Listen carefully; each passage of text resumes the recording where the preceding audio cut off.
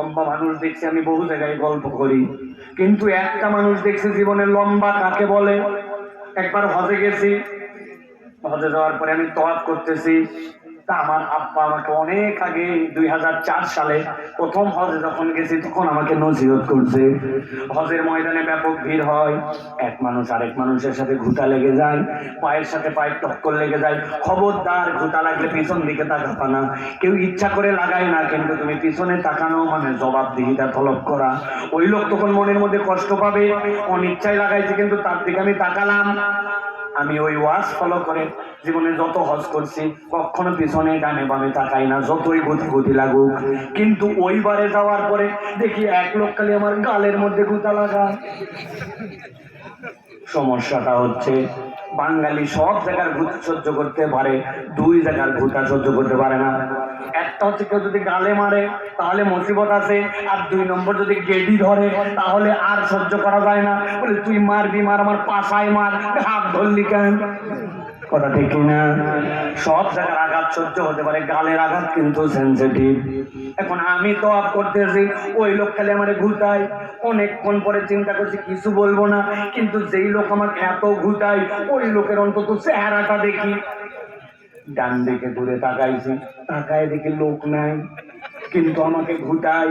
খানিকক্ষণ পরে খেয়াল করে দেখি লোক আছে, কিন্তু যে লোক আমাকে ঘুটায় আমি তাকানোর পর ওর পেট দেখতে পাই, মুখ দেখতে পাই না। মাথা উঁচু করে দেখি আমার থেকে 2.5 হাত উঁচু। ওই লোক আসলে আমার ঘুটায় না, ওই লোকের তুলনায় আমি এত বাটু, ওই স্বাভাবিক হচ্ছে আমার। এইসা লম্বা লম্বা।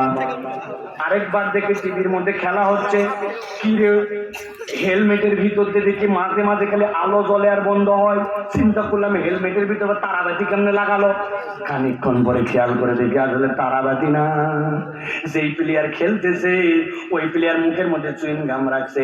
মাঝে মাঝে যখন চুইং গাম চাবায় তখন দাঁত দেখা যায়, বাকি সময় অন্ধকার। ওয়েস্ট ইন্ডিজের প্লেয়ার। প্রিয় ভাইয়েরা, আমি আপনাদের বুঝ দেওয়ার জন্য বললাম, দুনিয়ায় আপনি কত ধলার কত কালা, কত লম্বার কত খাটো, এইগুলো আপনার জান্নাতে যাওয়ার কারণ অথবা বারণ নয়। জান্নাতে যেতে হলে কোরআনের দেওয়া সার্টিফিকেট অনুযায়ী ফিটনেস লাগবে। কথা ঠিক না?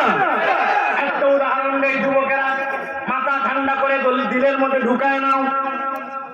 চাপায়ের একটা ছেলে হঠাৎ করে পেপার পড়তে বসেছে, পেপার পড়তে পড়তে হঠাৎ করে খেয়াল করে দেখে পেপারের মধ্যে বাংলাদেশ সেনাবাহিনী একটা অ্যাডভার্টাইজমেন্ট দিয়েছে। লেখা আছে সেকেন্ড লেফটেন্যান্টে কমিশন র্যাঙ্কে সেনাবাহিনীতে লোক নিয়োগ দেওয়া হবে। যদি আপনি সেনাবাহিনীর সৈনিক পদে ঢোকেন, সারা জীবন যত আপনি কমিশন পান, যত আপনি প্রমোশন পান, আপনার প্রমোশনের শেষ হচ্ছে ওয়ারেন্ট অফিসার। ওয়ারেন্ট অফিসারের উপরে আর কোনোদিন প্রমোশন হবে না, ওইটাতে রিটায়ার করা লাগবে, জানেন তো? কিন্তু আপনি যদি কমিশন র্যাঙ্কে ঢোকেন, সেকেন্ড লেফটেন্যান্ট, আপনি কোনোদিন বাংলাদেশ সেনাবাহিনীর চিফও হয়ে যেতে পারেন, কপাল ভালো থাকলে। যোগ্যতা কি? প্রাথমিক যোগ্যতা 4টা। গভীর মনোযোগ আমার দিকে তাকান। 1 নম্বর যোগ্যতা এসএসসি এবং এইচএসসি উভয় পরীক্ষায় কমসে কম সেকেন্ড ডিভিশন। 2 নম্বর যোগ্যতা 5 ফিট 6 ইঞ্চি লম্বা হওয়া লাগবে। 3 নম্বর যোগ্যতা কোন রকম ফৌজদারি মামলার আসামি হওয়া যাবে না, কেস কামারি থাকা যাবে না। 4 নম্বর যোগ্যতা শারীরিক ভাবে ফিট হওয়া লাগবে। চাপায়ের এক ছেলে এইটা দেখে বিরাট খুশি হয়ে গেছে, বেটার যা যা যোগ্যতা চাইছে প্রাথমিক নির্বাচনের জন্য সব আমার আছে। 1 নম্বরে চাইছে সেকেন্ড ডিভিশন, উভয়টাতে আমার গোল্ডেন এ প্লাস। চাইছে 5 ফিট 6 ইঞ্চি, আমি বেটা 6 ফিট লম্বা। চাইছে কোন ফৌজদারি মামলায় নাম থাকা যাবে না, আমার বাপ দাদার বংশে কারো ফৌজদারি মামলা নাই। দেখতে শুনতে 6 ফিট মানুষ, কেইসা স্বাস্থ্য, কেইসা সুন্দর, ফিটনেস তো আমার রেডি আছে।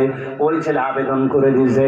কিছুদিন পরে বাংলাদেশ সেনাবাহিনী থেকে প্রাথমিক নির্বাচনের জন্য ঢাকাতে ধরেন তাকে, ঢাকা হয়েছে চলে আসো কাগজপত্র নিয়ে। থানার থেকে কাগজ তুলছে, এসএসসি এইচএসসি সার্টিফিকেট নিয়েছে, এলাকাবাসীর দোয়া নিয়ে, মা বাপের দোয়া নিয়ে ঢাকায় রওনা হয়ে গেছে। সেনাবাহিনীর ক্যাম্পে যাওয়ার পরে বলছে প্রথমে তোমার কাগজ দেখাও। ওরে বাবা, চাইছে second division, golden A plus, দুইটাই ওকে। যাও পরের ডেস্কে যাও, থানা ক্লিয়ারেন্সের কাগজ দেখাও, বাপ দাদার বংশে কোনো